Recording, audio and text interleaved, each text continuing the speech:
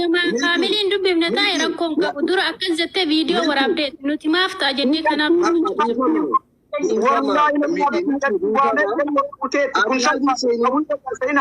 isiin ka barbaaddu ummata birrii nurraa isoo hin taane wallahi birrii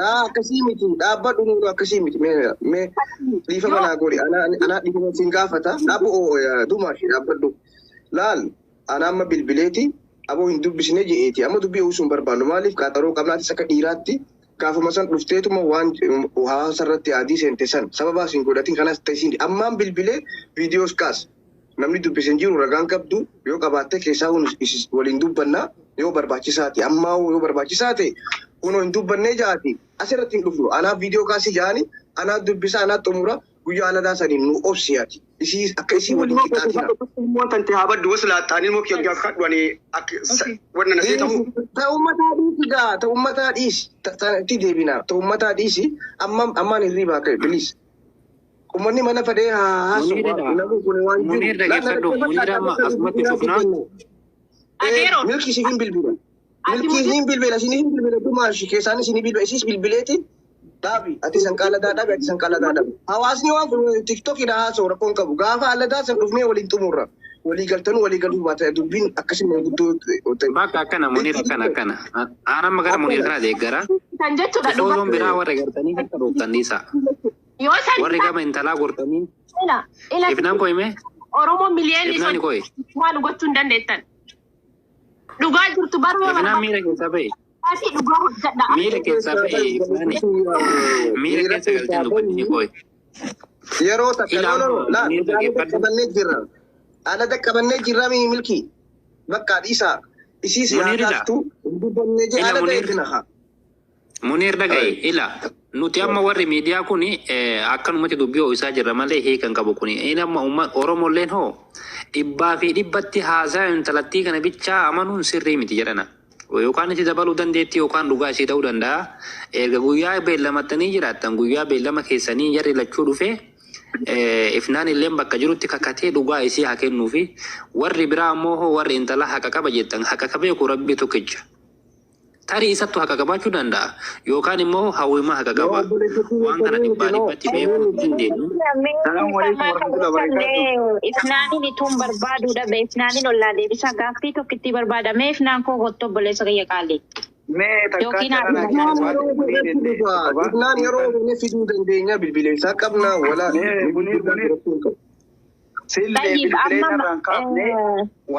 maaliif dubbiin kun ka'eeree ijoolleen kunoo kaleessa qaxaroo qabatanii deemanii footoo laxxafanii irraa haasa'ummaaf barbaachise.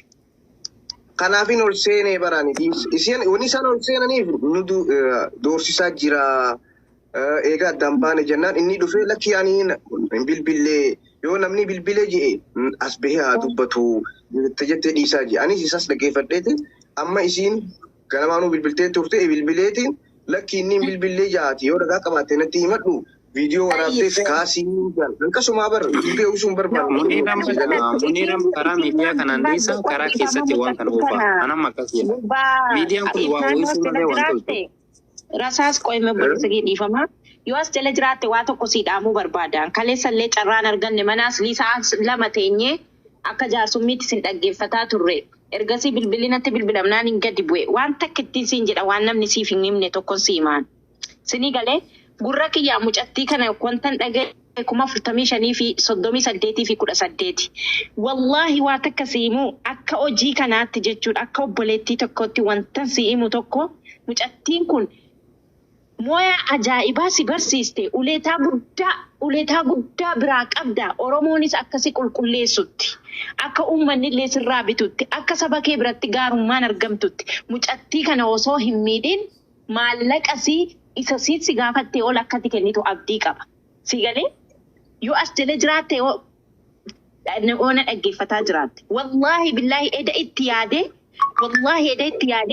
birrii 2,000 jammartanii ji'a 3 keessa isin birrii 128 erga argattanii.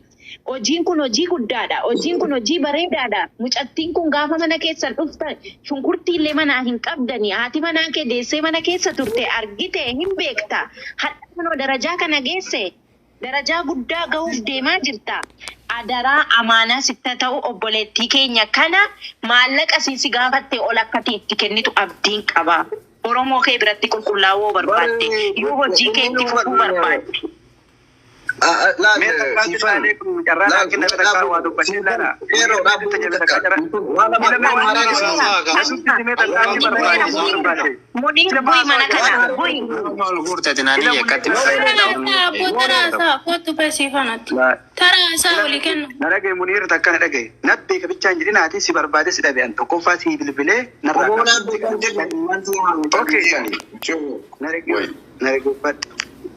Abbo amma dhaggeeffadhu qeerroo dubbiin heddummeessuun deemina. Kanas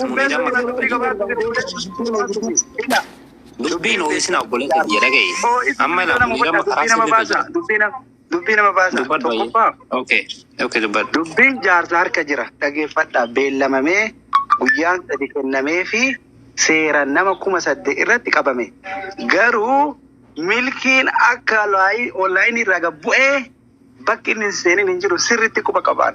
Ammuniirin daruurii barbaadee keessan barbaadee narraan kaasne dhaggeeffadhaa. Milkiidhanii karaan fiigdee gamaa gamana fiigdeesuun sirrii miti. Guyyaa 3 ta'e gadhu koottu sirriitti quba qaba. Sibira jiraan hidda amaati caalaa sitti dhiyaadhee si quba qaba. Dhugaa dubbachuun gaariidha. Dhaggeeffadhaa. Urga'ee dagabbu'ee hundi inni hin seenin, gonni inni hin seenin, nama inni hin soqin hin jiru. Dhaggeeffadhu milkii wala dhageettu.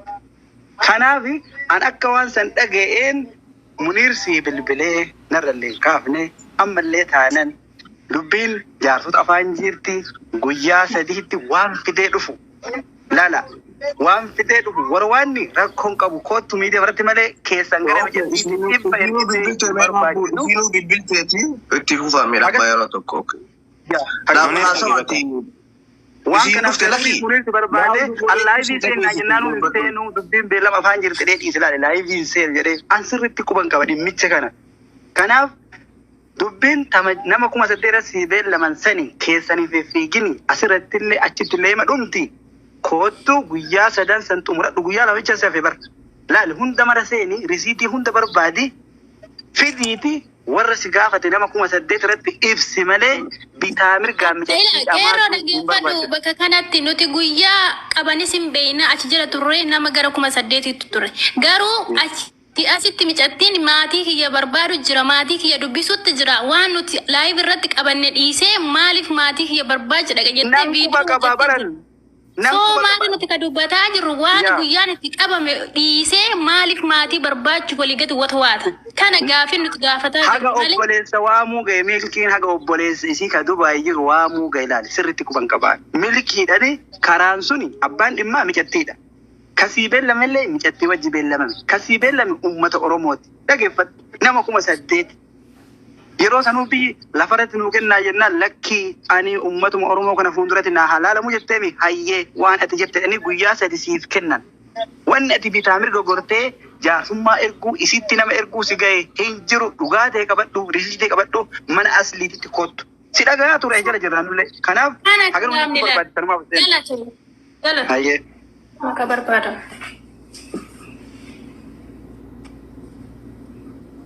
Ayyee naanaati dabareen kiyya na fakkaata yoo naa kenname. Dubbadhu ayyee. Anis waan addaan qabu milkiin hin bahe wannan jechuu barbaade namni waan balleesse tokko karaa 2-3 waa balleessa. Tokko karaa namni hin beekne, tokko karaa namni beekun, tokko karaa hawaasni beekun jechuudha. Kana keessa mijattiin tuni kana irraa qabaa, inni immoo kana narraa hin qabdu, lakki hin qabaa, hin qabu, lakki hin qabaa, hin qabu sadarkaa kakatu ilmaan kakadhu, ati immoo quraana kakadhu, waan akkanaa kana keessa deeman. Dubbiin sun tun silaa haganaa ka ga'uu hin qabne, kan namni 2-3 fixuu qabu, deemee miidiyaa ga'ee amma namni marti waa'ee dubbii kanaa haasa'a. Amma milkii fi hawwii bira tarteetiniin dhiira Dubaay hunda jedhaniitiin fayyaalessa nagaa hojii ofii masraa keessa hojjetu fayyaalessa nagaa kaampanii keessatti tuullee maqaan isaa badhaa jira. Maqaa nama 1-2 jechuudha. Ka waa balleessu nama muraasa ka itti waamamu mooyitiyyuu maqaa nama saniitiin 10,000. Kanaafuu amma wanni jechuu barbaade ana kuma edamanuma asliititti beellamame nama kuma 8 irratti beellamame ani riisiitii isillee baasee ishillee riisiitii naa baasiitiniin karaa iftoomatiin hawaasarra waadaa galame san waadama san guutuudha. Wanni biraa wanni amma namni marti irraa haasa'u jiru. Lakki waadaan sun yoo guutamee karaa micattii sanallee amansiisaa ta'e inni aginu mallaqni kiyya kana naa galee jira Oromoo galatooma galcheefi jira Oromoo kinu waan na gaafataniif galatooma dubbiin xumurame tanu.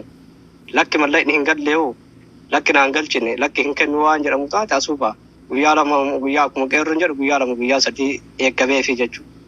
Kan sanirraa hafe milkiin immoo reefi azala waan jiru na fakkaata. Wanti kun hamma danda'amaa ta'een micattii caalaa simiidha jedhee yaada. Maaliif jennaan ati nama hojii harkaa qabu hojjetaa jirta. Tokkoffaa hojii kan kee kana irratti illee wanni sooshaal miidiyaa kun sihii dhuunfaa kana dhiisii qaama mootummaa irratti dhiibbaa geessa. Qaama mootummaa irratti jechuudha.